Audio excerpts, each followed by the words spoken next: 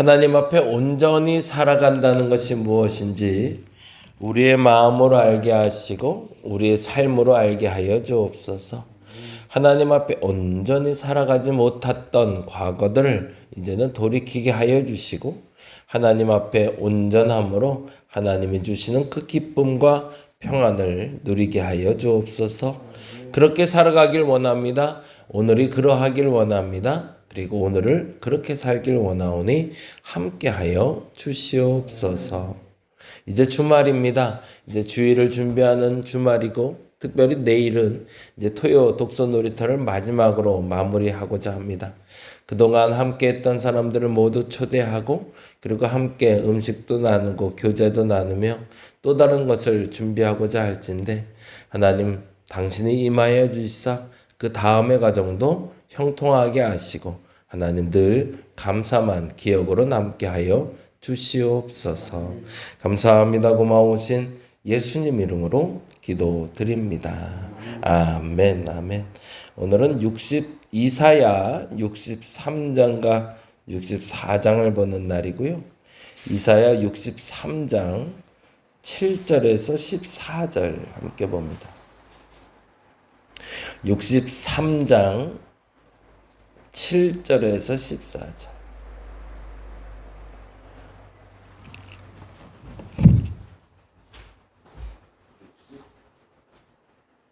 네.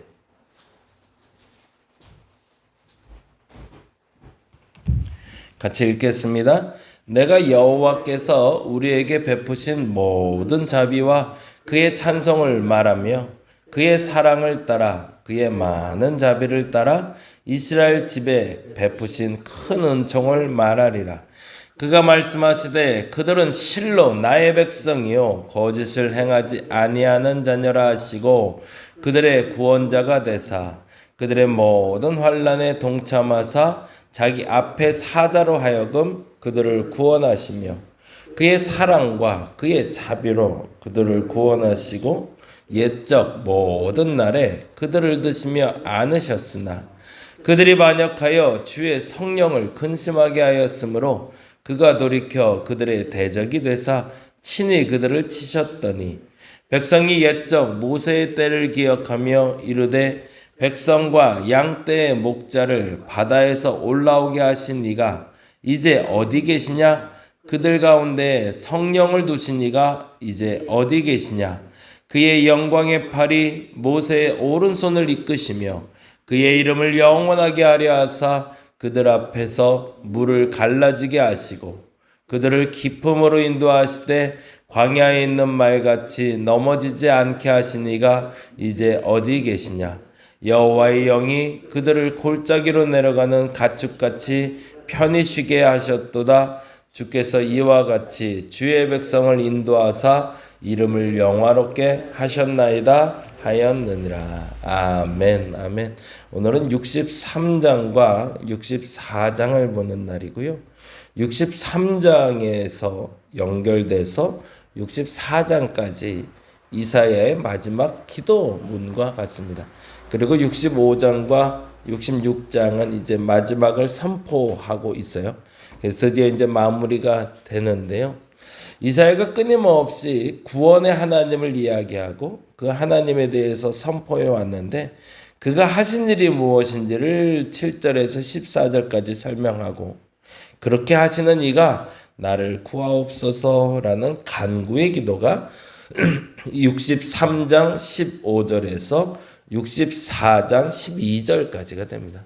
그래서 15절부터 12절까지 기도문을 오늘 같이 좀 읽고 마무리하려고 하는데요. 7절에서 14절에 보면 하나님은 어떤 분이다 라고 이야기하며 다음과 같은 이야기로 시작을 하고 있습니다. 7절에 이렇게 되어 있네요. 내가 여호와께서 우리에게 베푸신 모든 자비와 그의 찬송을 말하며 그의 사랑을 따라 그의 많은 자비를 따라 이스라엘 집에 베푸신 큰 은총을 말하리라. 거기다 줄 쳐놓을게요. 이스라엘 집에 베푸신 큰 은총. 63장 7절 말씀이 됩니다. 63장 7절에 이스라엘 집에 베푸신 큰 은총이 있다. 그 은총이 무엇인지를 설명하는 게 8절에서 14절이 됐어요. 그래서 그 18절에서 14절에 다음과 같이 이야기합니다. 그가 말씀하실 때 그들은 실로 나의 백성이요 거짓을 행하지 아니하는 자녀라 하시고 그들의 구원자가 되사라고 되어 있는데요. 이게 크신 은총을 베푸신 동기부여가 됩니다. 왜냐하면 그들은 실로 나의 백성이요 거짓을 행하지 아니하는 자녀라 라고 스스로 우리가 인정한 게 아니라 하나님이 선포해 주셨기 때문에 그렇습니다. 그래서 그걸 은혜라고 얘기합니다. 그래서 오늘은 그 얘기가 반복돼 나오는 게 기도문에 나오게 됩니다. 사실은 하나님 앞에 하나님의 백성으로 살아가고 있다면 우리는 당당히 구원받을 수 있었고 거짓을 정말로 행하지 않고 당당하게 참을 행하는 사람이라면 당연히 구원받을 수 있는데 그렇지 않은 우리를 나의 백성이라 불러주셨고 그렇지 않은 우리를 거짓을 행하지 아니하는 자라 불러주신 그 하나님이 구원자가 되셨다는 사실이 하나님의 베푸신 큰 은총이라는 겁니다. 사실 인생이 의롭게만 살 수 있으면 하나님이 우리를 심판하겠다 혹은 예수가 오셨다는 말은 별로 의미가 없습니다. 왜냐하면 인간의 의로 인간의 발음으로 구원받는 게 아니기 때문에 그렇습니다. 만일에 그렇게만 살 수 있다면 종교도 사실은 필요가 없을 겁니다. 기준이 되는 것이 하나님이기 때문에 우리는 그래서 감사할 수 있는 거죠. 그 얘기에 대해서 구체적으로 다음과 같이 이제 시작을 하는 게 63장 15절부터 이야기가 시작이 됩니다. 15절 같이 한번 읽어볼까요? 주여 하늘에서 굽어 살피시며 주의 거룩하고 영화로운 처소에서 보옵소서. 주의 열성과 주의 능하신 행동이 이제 어디 있나이까? 주께서 베푸시던 간곡한 자비와 사랑이 내게 그쳤나이다 라고 고백하고 있죠. 그 큰 은총을 베푸시며 나의 백성이다 거짓을 행하지 아니하는 자녀다 라고 선포해줬던 그 하나님의 사랑이 식어졌다. 그 사랑이 그쳤다는 걸 이스라엘이 그리고 이사야가 깨닫게 된 겁니다. 왜 그 사랑을 멈추시고 내게 그 사랑을 베푸지 아니하십니까? 라는 타박이 아니라 그 사랑이라면 내가 지금 반드시 구원의 자리로 가야 되고 그리고 내가 반드시 구원의 기쁨을 누려야 되는데 그렇지 못하게 된 이유는 앞서 말한 대로 내가 그렇게 행한 것이 아니라 하나님의 그러한 큰 은총이 멈췄다라는 걸 깨달은 거죠. 그리고 나서 다음과 같은 간구를 합니다. 17절입니다. 같이 한번 읽어볼까요? 17절 여호와여 어찌하여 우리로 주의 길을 떠나게 하시며 우리의 마음을 완고하게 하사 주를 경외하게 않게 하시나이까? 원하건대 주의 종들 곧 주의 기업인 지파를 위하여 돌아오시옵소서라고 얘기합니다. 사실은 우리가 그 죄를 짓게 된 연유도 그리고 하나님을 떠나게 된 연유도 하나님의 택하심과 하나님의 이끄심 때문임을 알았기 때문에 하나님이 우리를 징계해 달라고 요청하고 있는 장면입니다. 그래서 내게로 돌아오시옵소서 차라리 나에게 회초리를 들어달라고 이야기하는 장면이 되죠. 그리고 64장 5절에 보니 이렇게 되어 있습니다. 64장 5절 같이 한번 읽어봅니다. 64장의 5절입니다. 주께서 기쁘게 공의를 행하는 자와 주의 길에 주를 기억하는 자를 선대하시거늘. 그렇죠. 원래는 하나님의 구원을 받을 수 있는 사람들은 하나님의 백성이고 거짓을 행하지 아니하는 자녀여야 되는데 사실은 공의를 행하는 자여야 되고 주의 길에서 주를 기억하는 사람이어야 되는데 사실은 우리가 그렇지 않았기 때문에 하나님의 사랑이 그쳤고 그 구원이 오늘 실현되지 않는다는 걸 이스라엘 그리고 이사야의 입으로 고백하고 있는 거죠. 그리고 다음과 같이 이야기합니다. 그럼에도 불구하고 하나님이 돌아올 수 있는 방법이 있다는 걸 이사야는 알고 있었던 거죠. 다시 한번 5절 읽어봅니다. 주께서 기쁘게 공의를 행하는 자와 주의 길에서 주를 기억하는 자를 선대하시거늘 우리가 범죄함으로 주께서 진노하셨사오며 이 현상이 이미 오래되었사오니 우리가 어찌 구원을 얻을 수 있으리까. 알겠다는 거죠. 우리가 원래 구원받을 만한 자격이 없는 사람임을. 그리고 나서 다음과 같이 고백합니다. 6절 7절 무릇 우리는 다 부정한 자 같아서 우리의 의는 다 더러운 것 같으며 우리는 다 잎사귀같이 시들므로 우리의 죄악이 바람같이 우리를 몰아가나이다. 주의 이름을 부르는 자가 없으며 스스로 분발하여 주를 붙잡는 자가 없사오니 이는 주께서 우리에게 얼굴을 숨기시며 우리의 죄악으로 말미암아 우리가 소멸되게 하였습니다. 뭘 하고 있는 거죠? 회개하고 있는 거죠.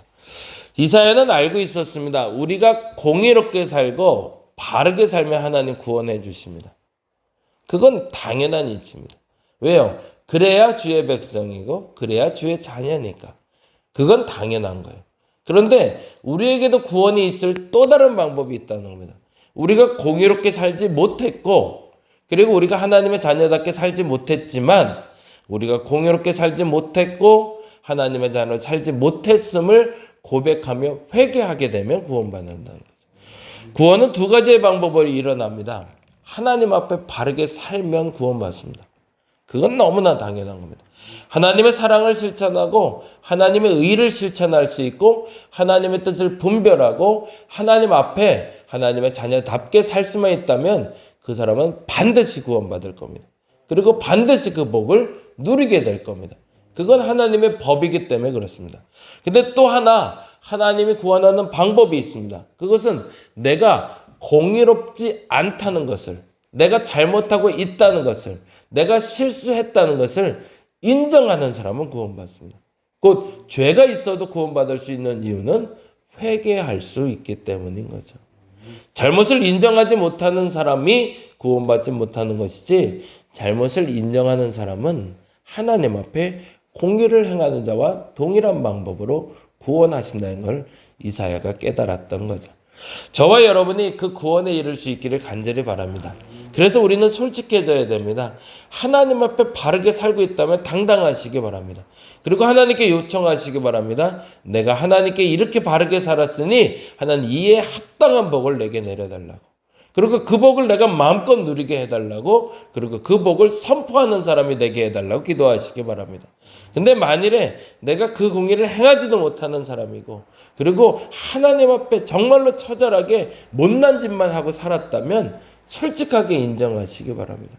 그 인정하는 사람은 동일한 복으로 하나님이 함께하여 주실 겁니다. 그 믿음이 생길 수 있는 저와 여러분의 오늘 한 날이 되기를 간절히 바랍니다. 기도하겠습니다. 하나님은 구원하는 백성이 분명합니다. 바르게 사는 사람, 착하게 사는 사람, 온전하게 사는 사람, 무엇보다도 하나님 뜻을 정확하게 분별하는 사람은 반드시 구원받을 겁니다. 그 복을 누릴 겁니다. 그런데 또 한 명이 그 복을 누릴 수 있습니다. 공의롭진 못하지만, 죄 가운데 살았지만, 참 못났지만, 그런데 하나님 앞에 회개하는 사람은 동일한 복을 누릴 겁니다. 어떤 모습이라도 상관없습니다. 그 모습을 분명하게 인정하고 하나님께 나와 당당하게 하나님의 복을 누리고 하나님의 구원에 참여하는 우리가 되게 하여 주시옵소서. 감사합니다. 고마우신 예수님 이름으로 기도드립니다. 다 같이 기도하고 돌아가도록 합니다.